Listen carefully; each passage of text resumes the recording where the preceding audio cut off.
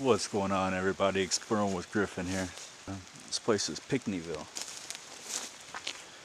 There isn't much left of the old town, but we're gonna take a look at a couple of the remnants and everything that's still left here.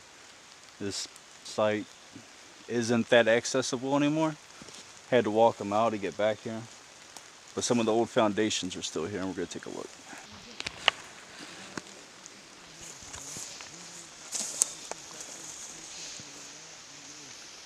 The thing that's really left here is there's the remnants of the courthouse, parts of the old foundation, but besides that, really isn't anything much. I know there used to be a couple buildings that were here still standing, and I believe a chimney of an old, I'm not sure if it was a business or if it was a resident.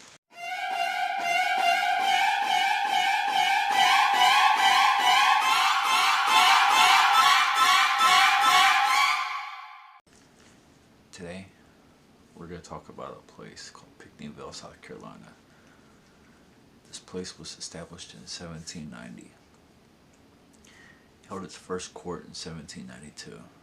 It was established to be essentially as big as Charleston, South Carolina. It was essentially a town built around a courthouse and a jail. It lasted up until about the 1800s, at which point the laws changed again.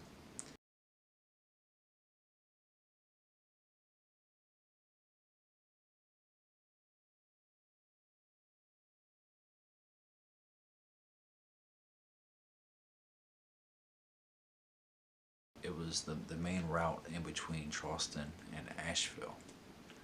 The town was named after a Revolutionary War hero, Charles Cottsworth Pickney. The town was established for general sessions and common plea courts up in the northwest region.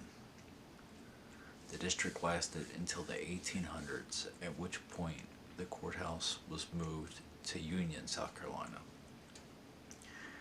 This caused major issues for Pickneyville.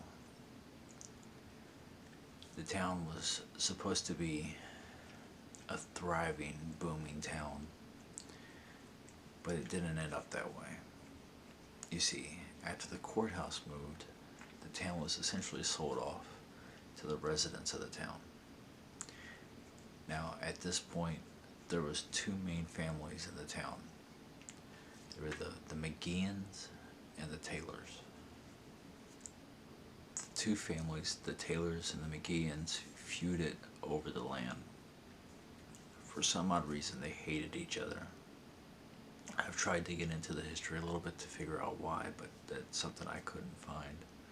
They just talk about how the family feuded between each other. I know this went back and forth up until the point where both men actually passed away. I know one of the old men passed away, I believe it was 16 years before the other. His last kind of bugger off to him was he got buried essentially in his front yard. So in that way, the other family or the other old man had to look at him every day when he came out of his house.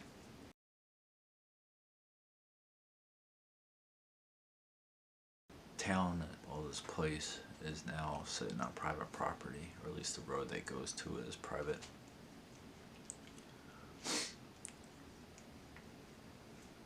At first I wasn't too sure as to why they would have this important piece of history private, until I started looking at some of the pictures and reading some of the stories. Now, I know at one point in the 80s and 90s, they were having issues with devil worshippers going to the courthouse and using it as a ritual site.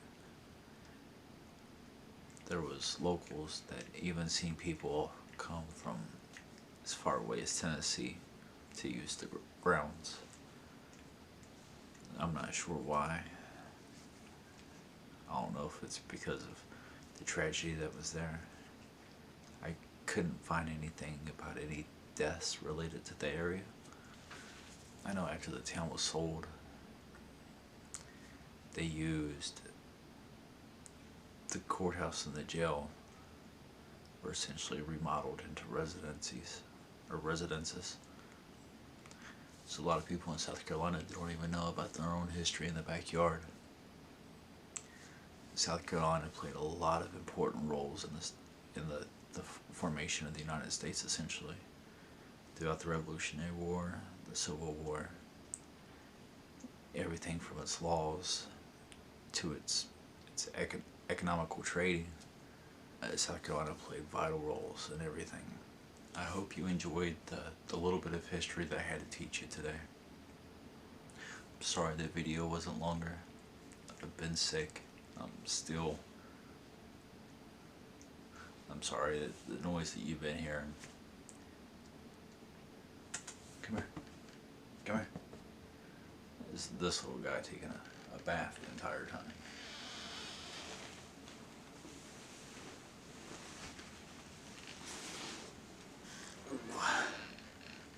This guy right here.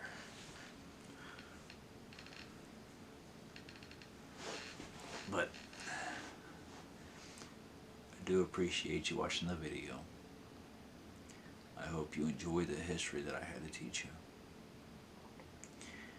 This weekend we got something special going on.